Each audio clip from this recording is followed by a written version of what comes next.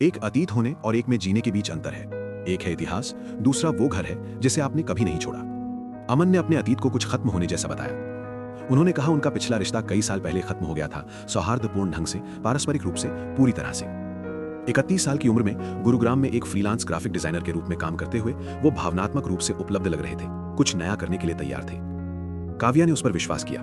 28 साल की उम्र में सामग्री रणनीति में फ्रीलांसिंग करते हुए उसने भावनाओं से सावधान रहना सीख लिया था। वे एक साथ काम करने वाले स्थान पर मिले, कॉफी पीने के दौरान आपस में जुड़े और समय सीमा साझा की। अमन चौकस, विचारशील, सौम्य था। काव्या ने उसमें निवेश करना सुरक्षित महसूस किया और उसे धीरे धीरे सावधान रहने दिया। थोड़ी देर के लिए सब कुछ सही लगा, लेकिन छोटी छोटी बातें उसे परेशान करने लगी। अमन का फोन अक्सर बजता रहता था, देर रात, रात्रि भोज के दौरान, बातचीत के बीच में। उन्होंने इसे लापरवाही से खारिज कर दिया। बस एक दोस्त, वो फोन को नीचे की ओर सरकाते हुए कहता। वो अपनी पूर्व प्रेमिका का बार बार उल्लेख करता था, कभी भी लालसा के साथ नहीं, लेकिन कभी भी बिना प्रासंगिकता के। रेस्तोरां में उसकी प्राथमिकताएं, योजना बनाने वाली उसकी आदतें, फिल्मों, किताबों, जीवन के फैसलों पर उनकी राय। वो एक बिन बुलाए मेहमान की तरह बातचीत में लगी रही, जिसने खुद को सहज बना लिया था। आप उसके बारे में बहुत बात करते हैं, काव्या ने एक बार अपना लहजा हल्का रखते हुए कहा। हम 5 साल तक साथ रहे, वो मेरे इतिहास का हिस्सा है।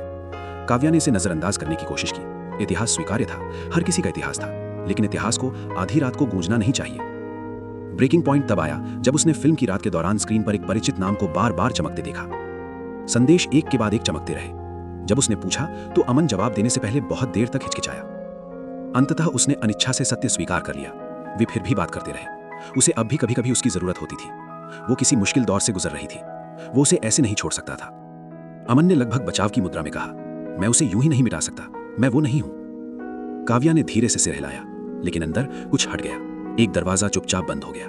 उसे एहसास हुआ कि वो किसी ऐसे व्यक्ति के साथ डेटिंग नहीं कर रही थी जो पूरी तरह मौजूद था।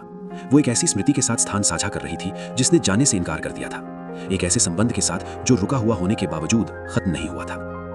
उनका ब्रेकअप गुस्से वाला नहीं था, ये अपरिहार्य था, इस्तीफा दिया गया था। काव्या अतीत से प्रतिस्पर्धा नहीं करना चाहती थी।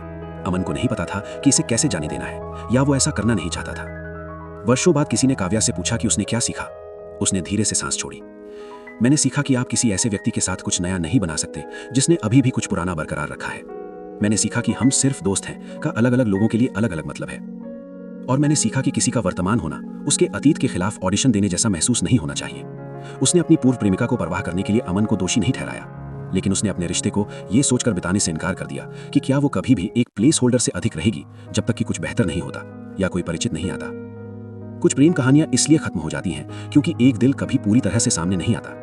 ये दहलीज पर खड़ा है, एक पैर अंदर, एक पैर अभी भी मजबूती से कल में जमा हुआ है।